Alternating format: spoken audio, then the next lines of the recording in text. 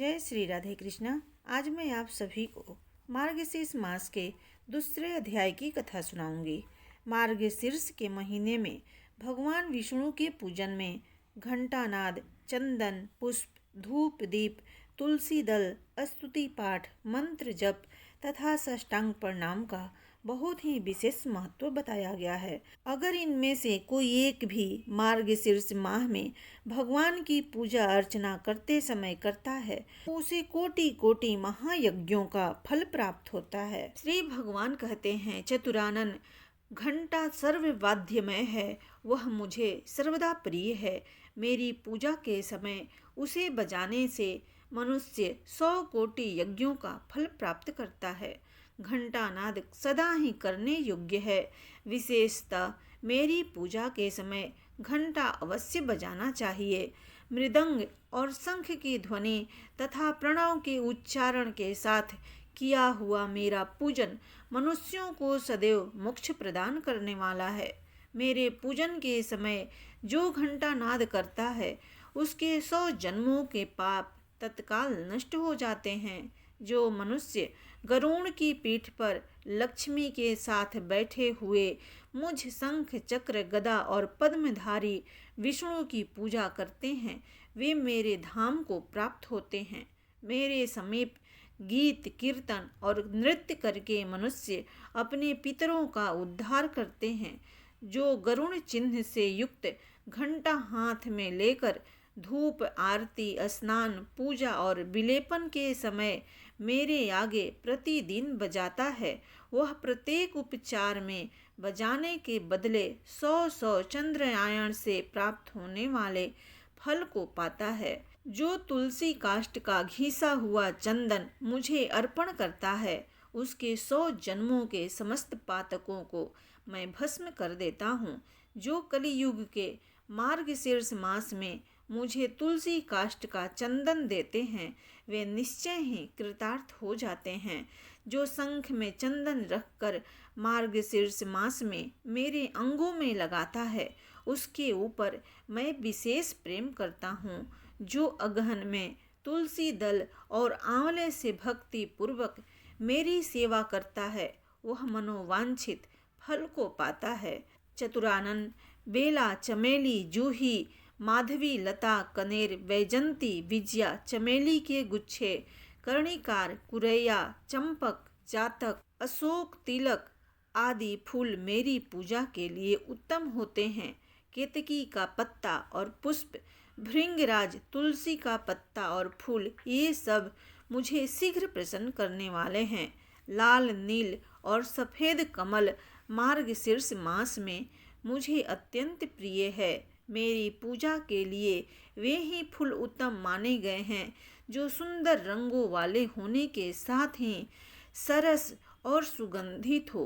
बिल्व पत्र, समी पत्र, भृंगराज पत्र और आमली के पत्र ये मेरे पूजन के लिए शुभ हैं।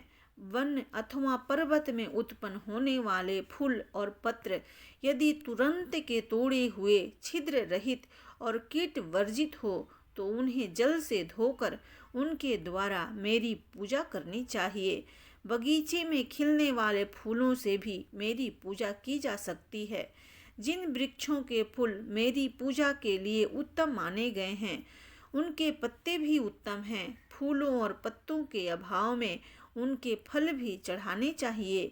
इन पत्तों, फूलों और फलों से जो अगहन में मेरी पूजा करता है उस पर प्रसन्न होकर मैं अपनी भक्ति उसे प्रदान करता हूँ। जो मनुष्य तुलसी की मंजरियों से मेरी पूजा करता है वह मोक्ष का भागी होता है।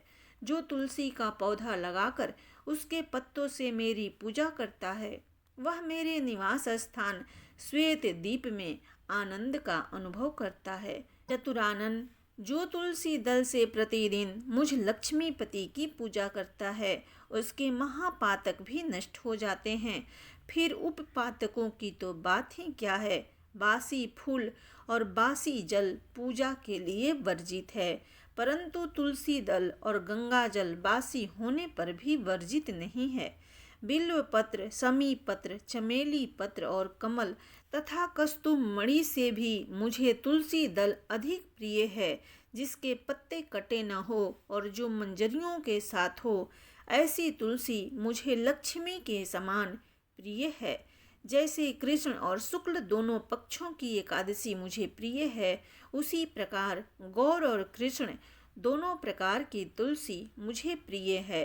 कस्तूभ आदि असंख्य रत्न तभी तक गरजते हैं जब तक कि श्यामा तुलसी की श्याम मंजरी नहीं मिलती है। जो मेरी पूजा के लिए मांगने वालों को तुलसी दल देते हैं तथा अन्य भक्तों को भी तुलसी दल अर्पण करते हैं, वे मेरे अविनाशी धाम को जाते हैं।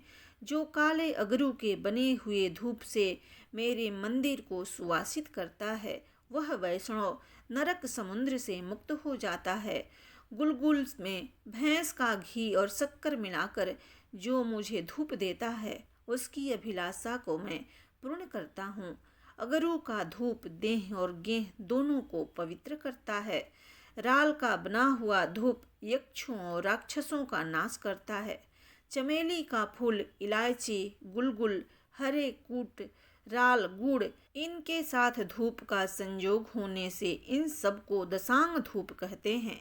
यदि मेरे अत्यंत प्रिय मार्गशीर्ष मास में कोई मनुष्य दशांग धूप देता है, तो मैं उसे अत्यंत दुर्लभ मनोरथ, बल, पुष्टि, स्त्री, पुत्र और भक्ति देता हूँ।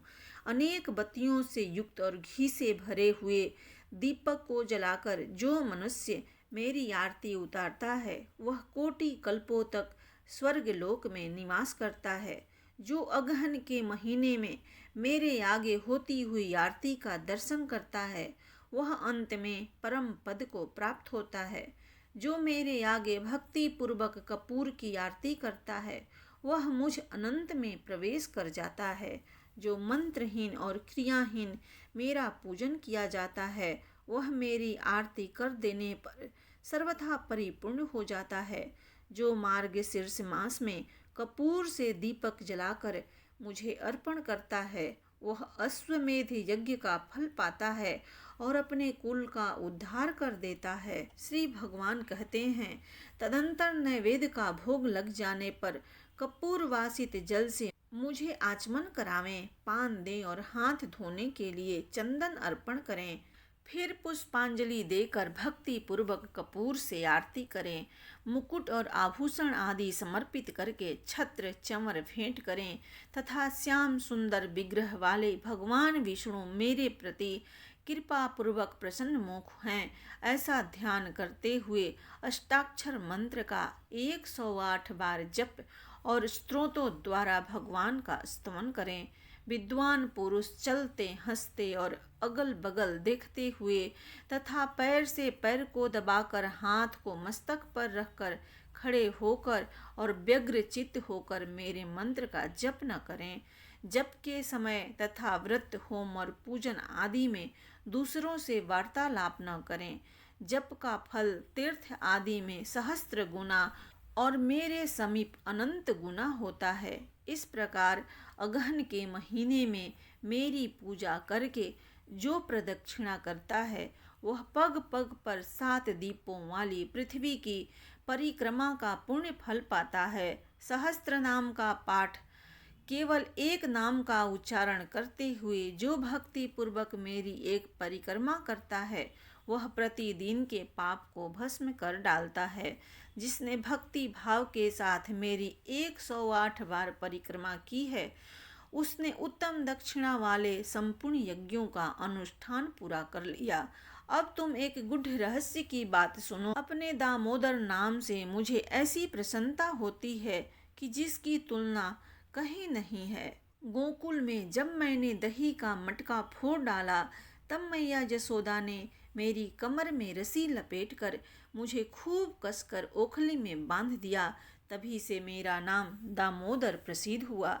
जो प्रतिदिन एकाग्रचित्त हो सूर्योदय काल में पवित्रता पूर्वक दामोदराय नमः इस मंत्र का 3000 जप करता है, वह 3.5 लाख जप पूरा होने पर उसका उद्यापन करता है। जप के दशांश का हवन, तर्पण और ब्राह्मण भोजन कराता है और इस प्रकार भक्ति पूर्वक इस अनुष्ठान को पूरा करता है, उसे मैं मनोवांछित वस्तुएं देता हूँ। दामोदराय नमः इस मंत्र का जप करते हुए प्रतिदिन मेरी प्रदक्षिणा और दंड की भांति पृथ्वी पर गिरकर सदैव मुझे साष्टांग प्रणाम करना चाहिए। दोनों हाथ, दोनों पैर, दोनों घुटने, छाती, मस्तक, मन, वाणी और दृष्टि से जो प्रणाम किया जाता है उसे साष्टांग प्रणाम कहते हैं। अपने मस्तक को मेरे चरणों पर रखकर दोनों भुजाओं को परस्पर मिला दें और प्रार्थना करें, हे परमेश्वर, मैं मृत्यु रूपी ग्राह से परिपूर्ण इस संसार समुद्र से भयभीत होकर आपकी शरण में आया हूँ। आप मेरी रक्षा करें। फिर मेरे द्वारा दी हुई प्रसाद माला आदि को सादर मस्तक पर चढ़ाकर मेरी पूजा की पूर्ति के लिए इस प्रकार कहें, देव जनार्दन, मैंने मंत्रहीन, भक्तिहीन और क्रियाहीन जो पूजन किया है वह सब आपकी कृपा से परिपूर्ण हो। विष्णु सहस्त्र नाम, भीम अश्वराज, गजेंद्र मोक्ष, अनुस्मृति तथा गीता, ये 5 प्रकार के स्तोत्र मुझे अभीष्ट हैं। महाभाग, इन्हें सुनकर मुझे बड़ी प्रसन्नता होती है।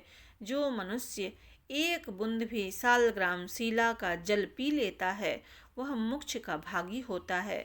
जिनके मस्तक पर सालग्राम शिला का चरणोदक है तथा जो उस चरणोदक को पीते हैं उन पर सूतक और मृतक का भी अशौच लागू नहीं होता। मृत्यु काल में जिसको वह चरणामृत दिया जाता है वह भी उत्तम गति को प्राप्त होता है। प्रेम से बोलिए भगवान विष्णु की जय।